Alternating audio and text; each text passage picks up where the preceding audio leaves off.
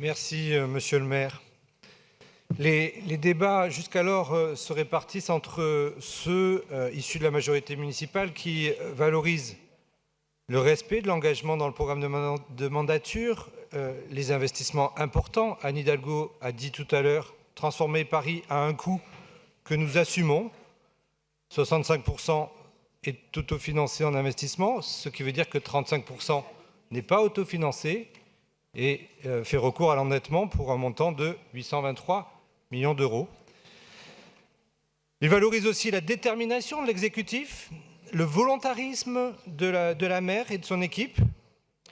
Et nous avons, avec les élus de notre groupe, soutenu cette volonté de faire depuis 2014, tout en disant toujours qu'il faut être prudent dans un contexte national contraint et en cas de perspective de hausse de taux d'intérêt. Et il y a ceux qui, depuis 2014, s'opposent sans nuance, notamment en arguant du risque d'une dérive financière. Nous considérons que les uns et les autres avaient raison, mais les uns ont crié trop tôt, c'est l'opposition, et les autres se sont enfermés dans une politique mal contrôlée, c'est la majorité. Oui, il faut préparer l'avenir des Parisiens, mais pas seulement en 2019. Nous ne disons pas que la dette est insoutenable, mais le choix qui est fait est un choix de court terme. C'est le choix d'investir coûte que coûte 1,7 milliard, 408 millions dans la création de nouveaux logements, étudiés en fait dans le financement du logement social plus exactement.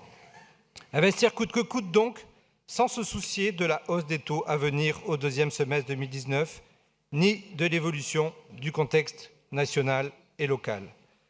En acceptant la poursuite de la hausse rapide de l'endettement, 6,6 milliards en 2019, ce qui coûte dès 2019 148 millions d'euros, soit 36% du financement du logement social. Sans se soucier non plus de la capacité de la ville à investir pour maintenir son patrimoine en 2021, 2022, 2023, 2024, etc. Alors, c'est vrai, il n'y aura pas de problème en 2019, et il y en aura peu en 2020. Mais après, vous direz, il y aura un autre exécutif, une autre mandature. Mais ce n'est pas la même chose de passer de 10 à 40% d'endettement entre 2001 et 2014 que de passer de 40 à 90% de 2014 à 2020. Et cet endettement ne prend pas en compte celle des SEM et des bailleurs sociaux qui est aussi considérable. Augmenter la dette dans ces proportions, c'est préempter l'avenir. Toute hausse de dette se paye tôt ou tard, soit par une hausse des taxes et impôts, soit par une baisse des dépenses, et le risque que cette baisse des dépenses aboutisse à une dégradation des biens publics ou des services rendus.